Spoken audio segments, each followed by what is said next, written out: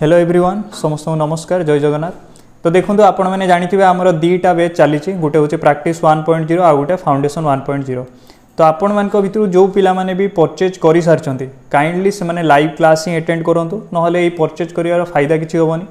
और जो मैंने भी परचेज करने चाहूँगी मुझे बार बार गोटे कथा कहूँ जो मान को एक्चुअली इंग्लिश दरकार आपन को शिखबार अच्छे जानवर अच्छे जो मैंने सिनसीयर कैंडिडेट कि हाँ सर एक्चुअली आम शिखू आ भल से शिखू से मैंने ही परचेज करूँ। बाकी पिला अननेसेसरी परचेज करूँनी किसी भी फायदा हेनी भाई।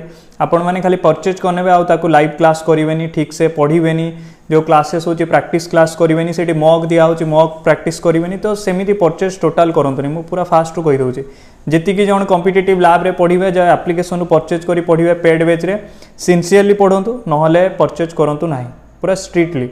आ यूट्यूब रे भी जो पिला माने आसी क्लास देखुं जो मैंने पूरा आपन को एक्चुअली एग्जाम रे प्रिपेयर करूँ ठीक से पढ़ुं से मैंने ही आसी क्लास देखूँ सेमती अननेसेसरी सब्सक्राइब करा आसिकना व्यू बढ़ेबार किसी आवश्यकता ना बुझिपारे।